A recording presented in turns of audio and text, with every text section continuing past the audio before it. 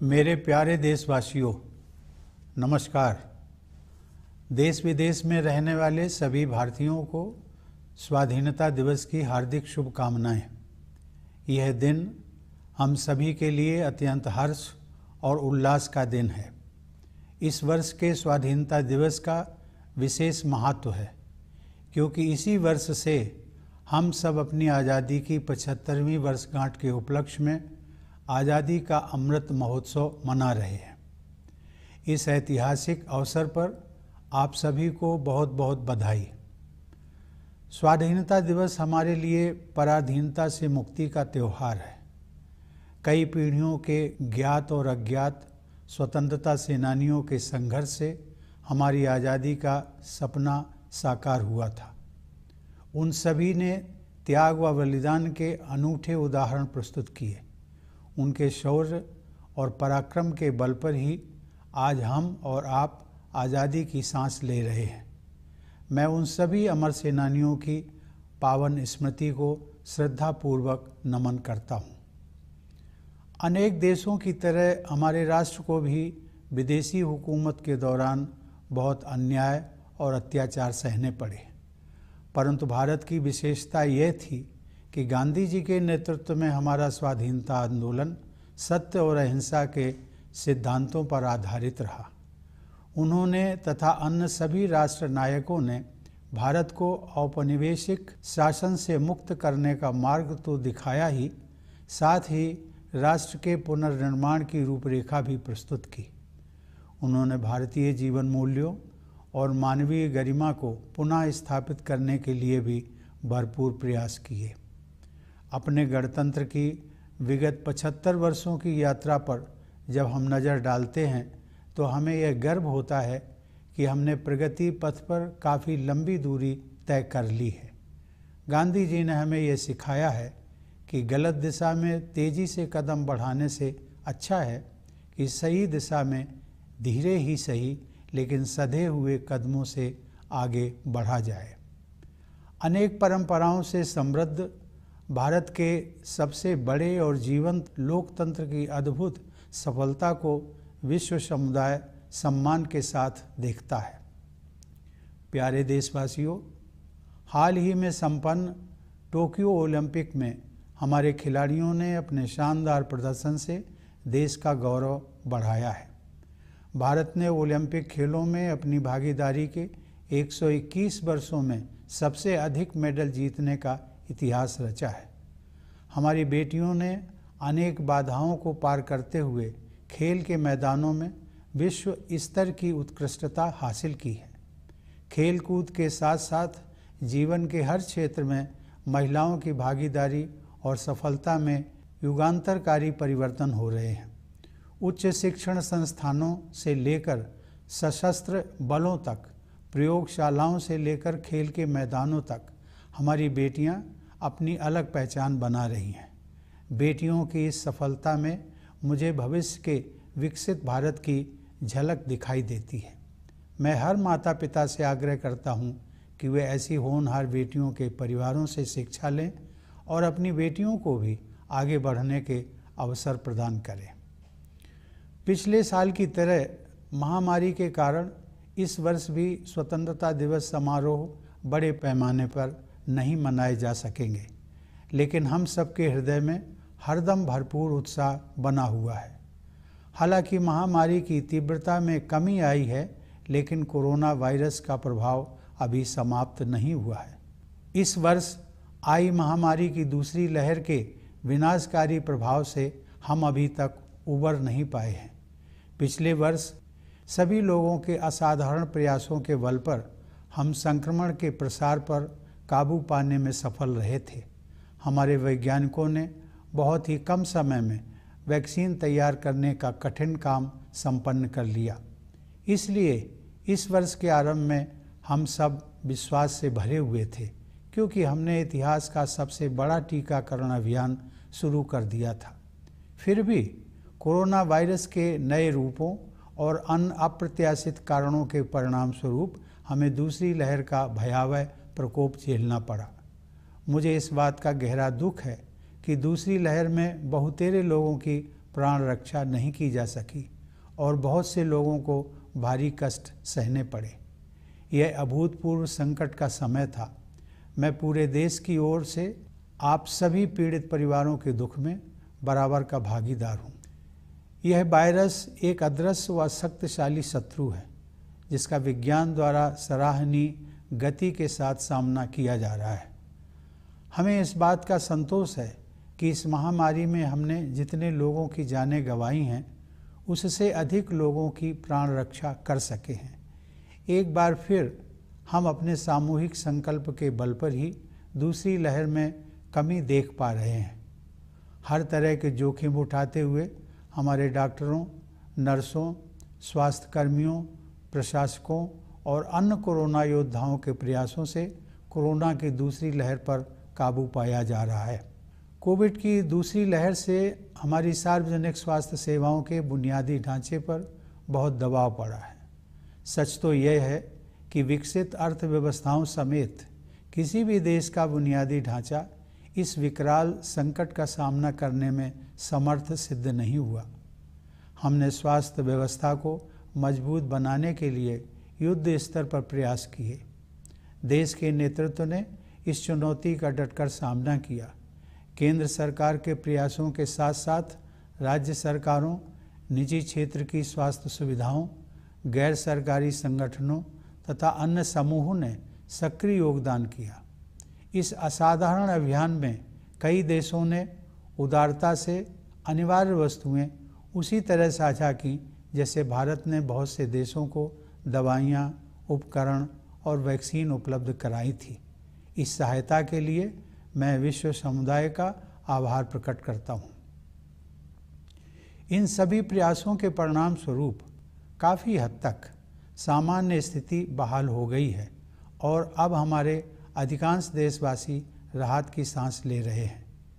अब तक के अनुभव से यही सीख मिली है कि अभी हम सबको लगातार सावधानी बरतने की ज़रूरत है।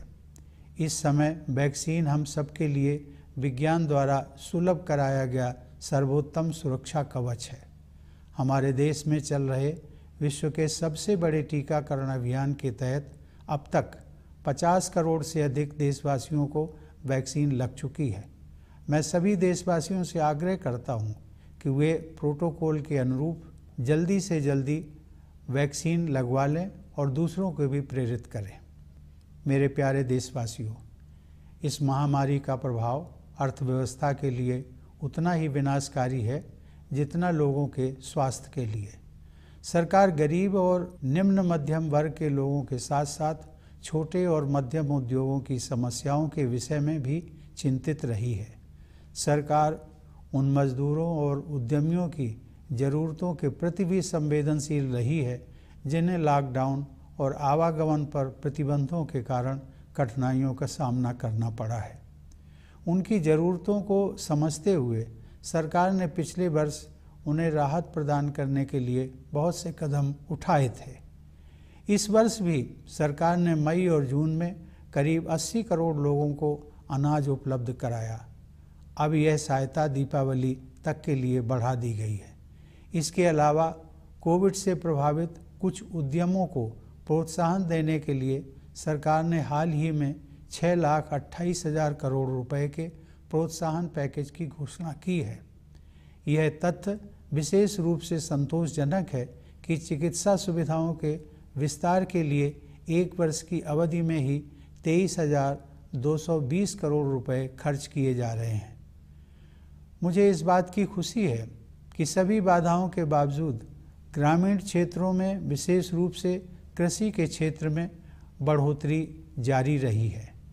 हाल ही में कानपुर देहात जिले में स्थित अपने पैतृक गांव परौख की यात्रा के दौरान मुझे यह देखकर बहुत खुशी हुई कि ग्रामीण क्षेत्रों में लोगों के जीवन को सुगम बनाने के लिए बेहतर इंफ्रास्ट्रक्चर विकसित किया जा रहा है।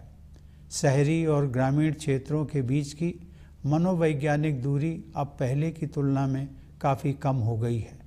मूलतः भारत गाँव में ही बसता है, इसलिए उन्हें विकास के पैमानों पर पीछे नहीं रहने दिया जा सकता। इसीलिए प्रधानमंत्री किसान सम्मान निधि सहित हमारे किसान भाई बहनों के लिए विशेष अभियानों पर बल दिया जा रहा है। ये सभी प्रयास आत्मनिर्भर भारत की संकल्पना के अनुरूप हैं। हमारी अर्थव्यवस्था में निहित विकास की क्षमता पर दृढ़ विश्वास के साथ सरकार ने रक्षा, स्वास्थ्य, नागरिक उड्डयन, विद्युत तथा अन्य क्षेत्रों में निवेश को और अधिक सरल बनाया है। सरकार द्वारा पर्यावरण के अनुकूल ऊर्जा के नवीकरणीय स्रोतों, विशेष रूप से सौर ऊर्जा को बढ़ावा देने के नवीन प्रयासों की विश्वव्यापी प्रशंसा हो रही है। जब ईज ऑफ डूइंग बिजनेस की रैंकिंग में सुधार होता है तब उसका सकारात्मक प्रभाव देशवासियों की ईज ऑफ लिविंग पर भी पड़ता है। इसके अलावा जन कल्याण की योजनाओं पर विशेष जोर दिया जा रहा है। उदाहरण के लिए 70,000 करोड़ रुपए की क्रेडिट लिंक्ड सब्सिडी योजना की बदौलत अपना खुद का घर होने का सपना अब साकार हो रहा है। एग्रीकल्चरल मार्केटिंग में किए गए अनेक सुधारों से हमारे अन्नदाता किसान और भी सशक्त होंगे और उन्हें अपने उत्पादों की बेहतर कीमत प्राप्त होगी। सरकार ने प्रत्येक देशवासी की क्षमता को विकसित करने के लिए अनेक कदम उठाए हैं, जिनमें से कुछ का ही उल्लेख मैंने किया है। प्यारे देशवासियों, अब जम्मू कश्मीर में नव जागरण दिखाई दे रहा है। सरकार ने लोकतंत्र और कानून के शासन में विश्वास रखने वाले सभी पक्षों के साथ परामर्श की प्रक्रिया शुरू कर दी है। मैं जम्मू कश्मीर के निवासियों, विशेषकर युवाओं से इस अवसर का लाभ उठाने और लोकतांत्रिक संस्थाओं के माध्यम से अपनी आकांक्षाओं को साकार करने के लिए सक्रिय होने का आग्रह करता हूँ। सर्वांगीण विकास के प्रभाव से अंतर्राष्ट्रीय मंच पर भारत का कद ऊंचा हो रहा है। यह बदलाव प्रमुख बहुपक्षीय मंचों पर हमारी प्रभावी भागीदारी में तथा अनेक देशों के साथ हमारे द्विपक्षीय संबंधों को सुदृढ़ बनाने में परिलक्षित हो रहा है। प्यारे देशवासियों, 75 साल पहले जब भारत ने आज़ादी हासिल की थी तब अनेक लोगों को यह संशय था कि भारत में लोकतंत्र सफल नहीं होगा। ऐसे लोग शायद इस तथ्य से अनभिज्ञ थे कि प्राचीन काल में लोकतंत्र की जड़ें इसी भारत भूमि में पुष्पित पल्लवित हुई थी। आधुनिक युग में भी भारत बिना किसी भेदभाव के सभी वयस्कों को मताधिकार देने में अनेक पश्चिमी देशों से आगे रहा। हमारे राष्ट्र निर्माताओं ने जनता के विवेक में अपनी आस्था व्यक्त की और हम भारत के लोग अपने देश को एक शक्तिशाली लोकतंत्र बनाने में सफल रहे हैं। हमारा लोकतंत्र संसदीय प्रणाली पर आधारित है, अतः संसद हमारे लोकतंत्र का मंदिर है, जहां जनता की सेवा के लिए महत्वपूर्ण मुद्दों पर वाद विवाद, संवाद और निर्णय करने का सर्वोच्च मंच हमें उपलब्ध है। ये सभी देशवासियों के लिए बहुत गर्व की बात है कि हमारे लोकतंत्र का यह मंदिर निकट भविष्य में ही एक नए भवन में स्थापित होने जा रहा है। यह भवन हमारी रीति और नीति को अभिव्यक्त करेगा। इसमें हमारी विरासत के प्रति सम्मान का भाव होगा और साथ ही समकालीन विश्व के साथ कदम मिलाकर चलने की कुशलता का प्रदर्शन भी होगा। स्वतंत्रता की 75वीं वर्षगांठ के अवसर पर इस नए भवन के उद्घाटन को विश्व के सबसे बड़े लोकतंत्र की विकास यात्रा में एक ऐतिहासिक प्रस्थान बिंदु माना जाएगा। सरकार ने इस विशेष वर्ष को स्मरणीय बनाने के लिए कई योजनाओं का शुभारंभ किया है। गगनयान मिशन उन अभियानों में विशेष महत्व रखता है। इस मिशन के तहत भारतीय वायुसेना के कुछ पायलट विदेश में प्रशिक्षण प्राप्त कर रहे हैं। जब वे अंतरिक्ष में उड़ान भरेंगे तो भारत मानव युक्त अंतरिक्ष मिशन को अंजाम देने वाला दुनिया का चौथा देश बन जाएगा। इस प्रकार हमारी आकांक्षाओं की उड़ान किसी प्रकार की सीमा में बंधने वाली नहीं है। फिर भी हमारे पैर यथार्थ की ठोस जमीन पर टिके हुए हैं। हमें यह एहसास है कि आज़ादी के लिए मर मिटने वाले स्वाधीनता सेनानियों के सपनों को साकार करने की दिशा में हमें अभी काफ़ी आगे जाना है। वे सपने हमारे संविधान में न्याय, स्वतंत्रता, समता और बंधुता, इन 4 सार गर्भित शब्दों द्वारा स्पष्ट रूप से समाहित किए गए हैं। असमानता से भरी विश्व व्यवस्था में और अधिक समानता के लिए तथा अन्यायपूर्ण परिस्थितियों में और अधिक न्याय के लिए दृढ़तापूर्वक प्रयास करने की आवश्यकता है। न्याय की अवधारणा बहुत व्यापक हो गई है, जिसमें आर्थिक और पर्यावरण से जुड़ा न्याय भी शामिल है।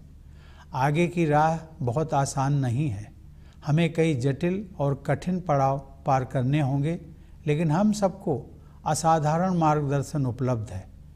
यह मार्गदर्शन विभिन्न स्रोतों से हमें मिलता है। सदियों पहले के ऋषि मुनियों से लेकर आधुनिक युग के संतों और राष्ट्र नायकों तक हमारे मार्गदर्शकों की अत्यंत समृद्ध परंपरा की शक्ति हमारे पास है। अनेकता में एकता की भावना के बल पर हम दृढ़ता से एक राष्ट्र के रूप में आगे बढ़ रहे हैं। विरासत में मिली हमारे पूर्वजों की जीवन दृष्टि इस सदी में न केवल हमारे लिए बल्कि पूरे विश्व के लिए सहायक सिद्ध होगी। आधुनिक औद्योगिक सभ्यता ने मानव जाति के सम्मुख गंभीर चुनौतियां खड़ी कर दी हैं। समुद्रों का जल स्तर बढ़ रहा है, ग्लेशियर पिघल रहे हैं और पृथ्वी के तापमान में वृद्धि हो रही है। इस प्रकार जलवायु परिवर्तन की समस्या हमारे जीवन को प्रभावित कर रही है। हमारे लिए गर्व की बात है कि भारत ने न केवल पेरिस जलवायु समझौते का पालन किया है, बल्कि जलवायु की रक्षा के लिए तय की गई प्रतिबद्धता से भी अधिक योगदान कर रहा है।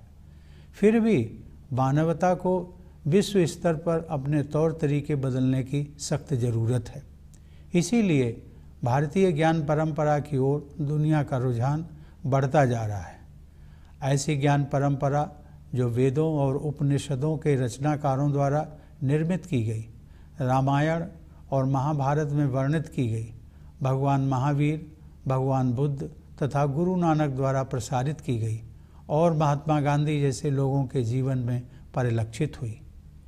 गांधी जी ने कहा था कि प्रकृति के अनुरूप जीने की कला सीखने के लिए प्रयास करना पड़ता है, लेकिन एक बार जब आप नदियों और पहाड़ों, पशुओं और पक्षियों के साथ संबंध बना लेते हैं तो प्रकृति अपने रहस्यों को आपके सामने प्रकट कर देती है। आइए हम संकल्प लें कि गांधी जी के इस संदेश को आत्मसात करेंगे और जिस भारत भूमि पर हम रहते हैं उसके पर्यावरण के संरक्षण के लिए त्याग भी करेंगे। हमारे स्वतंत्रता सेनानियों में देश प्रेम और त्याग की भावना सर्वोपरि थी। उन्होंने अपने हितों की चिंता न करते हुए हर प्रकार की चुनौतियों का सामना किया। मैंने देखा है कि कोरोना के संकट का सामना करने में भी लाखों लोगों ने अपनी परवाह न करते हुए मानवता के प्रति निस्वार्थ भाव से दूसरों के स्वास्थ्य और प्राणों की रक्षा के लिए भारी जोखिम उठाए हैं। ऐसे सभी कोविड योद्धाओं की मैं हृदय से सराहना करता हूँ। अनेक कोविड योद्धाओं को अपनी जान भी गंवानी पड़ी है। मैं उन सब की स्मृति को नमन करता हूँ। हाल ही में कारगिल विजय दिवस के उपलक्ष्य में मैं लद्दाख स्थित कारगिल युद्ध स्मारक द्रास में अपने बहादुर जवानों को श्रद्धांजलि देने के लिए जाना चाहता था, लेकिन रास्ते में मौसम खराब हो जाने की वजह से मेरा उस स्मारक तक जाना संभव नहीं हो पाया। वीर सैनिकों के सम्मान में उस दिन मैंने बारामूला में डैगर वार मेमोरियल पर शहीदों को श्रद्धांजलि अर्पित की। वह मेमोरियल उन सभी सैनिकों की स्मृति में बनाया गया है जिन्होंने अपने कर्तव्य पथ पर सर्वोच्च बलिदान दिया है। उन जाबाज योद्धाओं की वीरता और त्याग की सराहना करते हुए मैंने देखा कि उस युद्ध स्मारक में एक आदर्श वाक्य अंकित है, मेरा हर काम देश के नाम। यह आदर्श वाक्य हम सभी देशवासियों को मंत्र के रूप में आत्मसात कर लेना चाहिए तथा राष्ट्र के विकास के लिए पूरी निष्ठा व समर्पण से कार्य करना चाहिए। मैं चाहूँगा कि राष्ट्र और समाज के हित को सर्वोपरि रखने की इसी भावना के साथ हम सभी देशवासी भारत को प्रगति के पथ पर आगे ले जाने के लिए एकजुट हो जाएं। मेरे प्यारे देशवासियों, मैं विशेष रूप से भारतीय सशस्त्र बलों के वीर जवानों की सराहना करता हूं, जिन्होंने हमारी स्वतंत्रता की रक्षा की है और आवश्यकता पड़ने पर साहस बलिदान भी दिया है। मैं सभी प्रवासी भारतीयों की भी प्रशंसा करता हूं। उन्होंने जिस देश में भी घर बसाया है वहां अपनी मातृभूमि की छवि को उज्जवल बनाए रखा है। मैं एक बार फिर आप सभी को भारत के 75वें स्वतंत्रता दिवस की पूर्व संध्या पर बधाई देता हूं। यह वर्षगांठ मनाते हुए मेरा हृदय सहज ही आज़ादी के शताब्दी वर्ष 2047 के सशक्त, समृद्ध और शांतिपूर्ण भारत की परिकल्पना से भरा हुआ है। मैं यह मंगल कामना करता हूं कि हमारे सभी देशवासी कोविड महामारी के प्रकोप से मुक्त हों तथा सुख और समृद्धि के मार्ग पर आगे बढ़ें। एक बार पुनः आप सभी को मेरी शुभकामनाएं। धन्यवाद। जय Hind.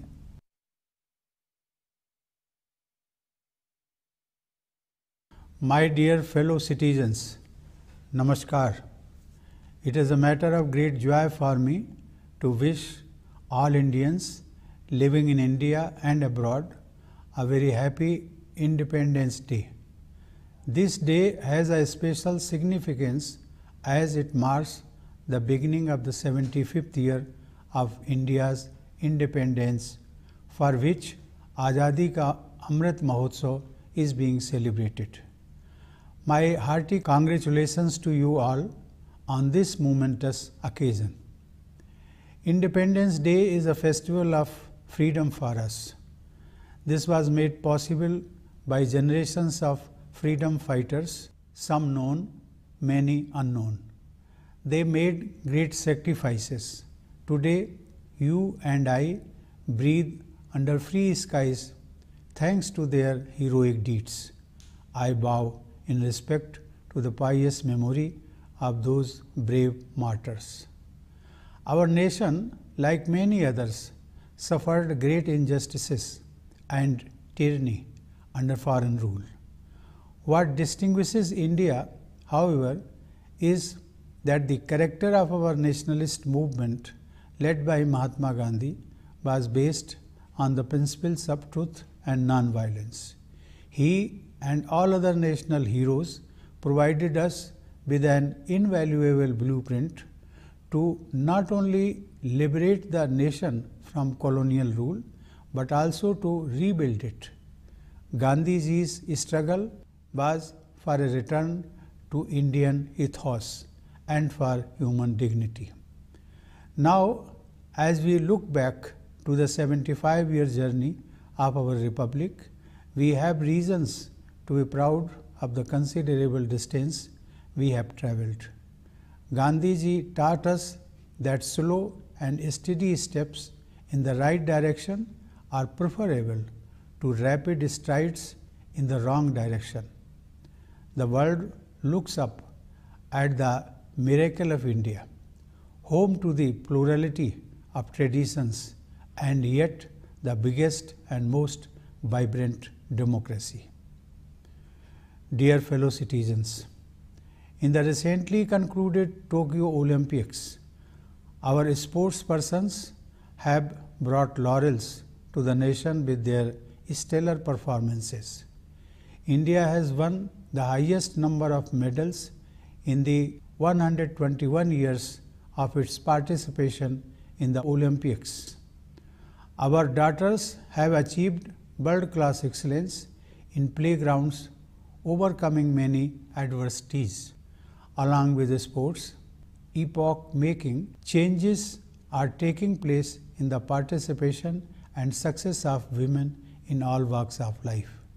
From higher educational institutions to armed forces, from laboratories to playgrounds, our daughters are making their mark.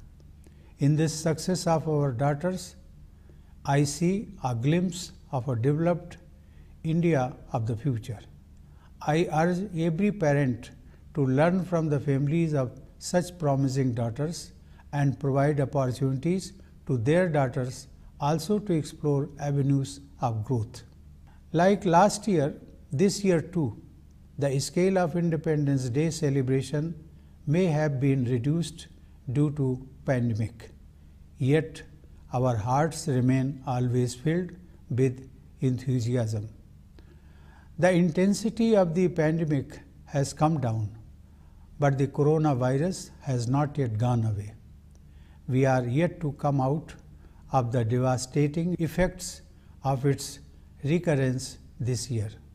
Last year, with exceptional efforts from all, we had succeeded in bringing the spread of infections under control. Our scientists had succeeded in developing vaccines in a very short time. Therefore, at the beginning of this year, there was every reason to be hopeful as we launched the largest vaccination exercise in history. Yet, due to the new variants and other unexpected factors, we suffered from a terrible second wave.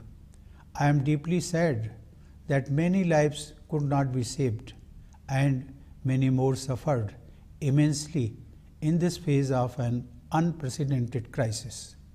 I speak for the whole nation when I say that I share the grief of all the affected families with the same intensity. The science is coping with this invisible enemy of terrible might with remarkable speed. We can take solace from the fact that more lives have been saved than the lives lost. It was our collective determination to overcome the challenge that helped us see the weakening of the second wave. Once again, our corona warriors, the doctors, nurses, and health workers, the administrators, and others risked everything to contain the impact of the second wave. The second wave brought our public health care infrastructure under stress. The reality is that no infrastructure, even of advanced economies, could withstand a crisis of such enormous proportions. Efforts were made on war footing to plug the gaps. The leadership rose to the challenge, and the government's endeavors were supplemented by initiatives of the states, private sector health care facilities, the civil society, and others. In this extraordinary mission, foreign nations shared the essentials generously, just as India had reached out to many nations with medicine, equipment, and vaccines. I am grateful to the global fraternity that came forward with a helping hand. Due to these efforts, the nation breathes a sigh of relief with the return of a semblance of normalcy. If we have learned our lessons well, we know that this is the time of extra care and caution. We shall not let our guard down. Vaccines are the best possible protection science offers to us. Under the world's biggest vaccination campaign going on in our country, more than 50 crore fellow citizens have been vaccinated so far. I urge all eligible citizens who are yet to get vaccinated to do so at the earliest and also inspire others. Dear fellow citizens, the economic impact of the pandemic is as disastrous as its health impact. The government has been concerned about the lower middle classes and the poor, as well as about the small and medium industries.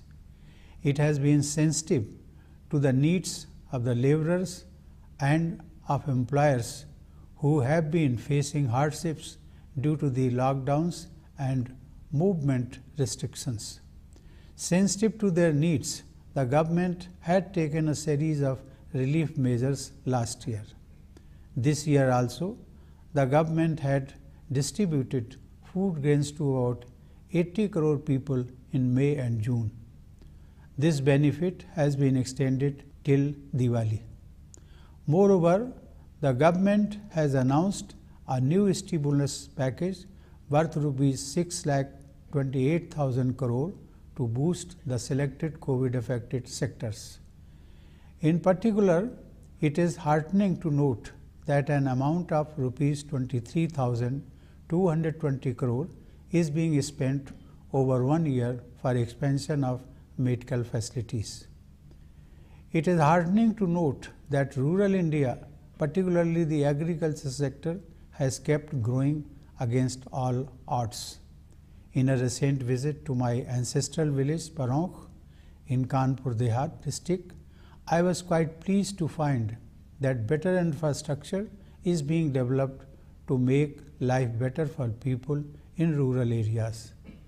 The psychological distance between the urban and the rural is now much less as compared to the past.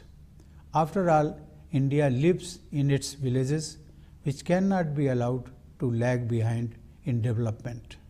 That is why special campaigns, including the Pradhan Mantri Kisan Samman Nidhi, are being implemented for the welfare of our farmers. These efforts are consistent with the vision of an Atmanirbhar Bharat, a self-reliant India. With abiding faith in the inherent capacity of the economy, the government has further opened up defense, health, civil aviation, power and other sectors. The government's new initiatives to promote eco-friendly renewable sources of energy, particularly solar power, have won praise around the world. If there is an improvement in the ease of doing business, it has a positive impact on the ease of living for all. In addition to these, special emphasis is being given to public welfare. For example, the dream of having a home of one's own is being realized thanks to the rupees 70,000 crore credit-linked subsidy scheme. The series of agricultural marketing reforms will empower our Annadata farmers and help them get better price for their produce. These are some of the measures the government has taken to unleash the potential of every Indian. Dear fellow citizens, a new dawn is rising in Jammu and Kashmir. The government has initiated the process of consultation with all stakeholders who have faith in democracy and the rule of law.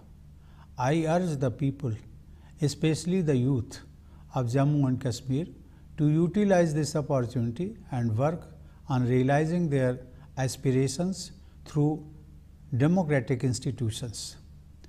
With all-round progress, India's stature is rising in the international arena, as it was reflected in our participation in several key multilateral forums as well as in consolidating bilateral relationships with several countries. Dear fellow citizens, when India won independence 75 years ago, many skeptics thought democracy would not survive in India. Little did they know that roots of democracy were nurtured in this soil in ancient times, and even in modern times, India was ahead of many Western nations in offering franchise to all adults, regardless of any distinctions. The founding fathers had reposed their faith in the wisdom of the people, and we, the people of India, have made India a strong democracy. We have adopted the system of parliamentary democracy. Therefore, our parliament is the temple of our democracy, which provides us the highest forum where we discuss, debate and decide issues for the well-being of our people. It is a matter of great pride for all Indians that our parliament will soon be housed in a new building. It will be a fitting statement of our outlook. It will honor our legacy while also walking in step with the contemporary world. It is more than symbolic that the new building will be inaugurated in the year of the 75th anniversary of independence. The government has planned many initiatives to make this special year memorable, and the most exciting of them all may as well be the Gaganyaan mission. Pilots of the Indian Air Force have been receiving training abroad. When they fly off into space, India will become only the fourth nation on the planet to carry out a manned space mission. When it comes to the flights of our ambitions, we don't let any limitations define us. Yet we keep our feet on the ground. We acknowledge that we still have a long way to go in realizing the dreams of those who won the freedom for us. Our Constitution neatly summarizes those dreams in 4 words: justice, liberty, equality, and fraternity. We must strive for more equality in an unequal world, more justice in unjust circumstances. Justice has come to encompass a large range of connotations, including economic and environmental justice. The road ahead is not easy. We will have to negotiate many twists and turns, but we have the benefit of incomparable guidance. It comes to us from diverse sources, from the venerable seers of millennia ago, down to the sages and leaders of more recent times. In the spirit of unity in diversity, we as a nation are following the right course. This vision, derived from the unique Indian heritage, is going to be helpful not only to us but to the whole world in this century. Modern industrial civilization has posed serious challenges before humankind. Climate change has become a reality of life. With seas rising, glaciers melting, and temperatures soaring, India is proud of not only adhering to the Paris Climate Agreement, but doing more than what the country has committed to protect the climate. However, the world desperately needs a course correction. This is why the world is increasingly turning to the wisdom of India, as created by the authors of the Vedas and Upanishads, as depicted in the Ramayana and Mahabharata, as taught by Lord Mahavira, Lord Buddha, and Guru Nanak, and as reflected in the lives of the likes of Mahatma Gandhi. Learning the art of living in tune with nature requires effort, Gandhiji says. But once you establish a relationship with rivers and mountains, birds and animals, nature reveals its secrets to you. Let us resolve to listen to this message of Gandhiji and also to make sacrifices for the sake of the land we live in. The spirit of patriotism and sacrifice was paramount among our freedom fighters. They faced all kinds of challenges without caring for their own interests. I have seen that in the face of corona crisis, lakhs of people have taken enormous risks to protect others with the spirit of selfless service for humanity. I convey my profound appreciation for all such COVID warriors. Many of them succumbed to COVID-19. I pay homage to them. Recently, on the occasion of Kargil Vijay Divas, I wanted to visit the Kargil War Memorial, Dras, in Ladakh, to pay homage to our brave soldiers. But due to bad weather, it was not possible for me to reach that monument. On that day, I paid homage to our brave soldiers at the Dagger War Memorial in Baramulla. That memorial has been built in the memory of all the soldiers who have made the supreme sacrifice in their line of duty. While appreciating the valor and sacrifice of those brave warriors, I noticed that the war memorial has a motto inscribed, "Mera har kaam desh ke naam," which means each and every deed of mine is for the nation. All of us should imbibe this motto as a mantra and work with full devotion and dedication for the development of the nation. I would like that all of us come together to take India forward on the path of progress with the spirit of keeping the interest of the nation and society foremost. Dear fellow citizens, I extend my greetings especially to the members of the armed forces who have guarded our freedom valiantly and gladly, making supreme sacrifice when necessary. I also extend my greetings to the members of the Indian diaspora who have represented the motherland well wherever they have made home. I once again congratulate all of you on the eve of India's 75th Independence Day. While celebrating this anniversary, I cannot stop my mind from imagining a powerful, prosperous and peaceful India of 2047 when we will celebrate 100 years of our independence. I wish that all our people come out of the difficulties caused by the COVID pandemic and move ahead on the path of happiness and prosperity. Once again, my best wishes to all of you. Thank you. Jai Hind.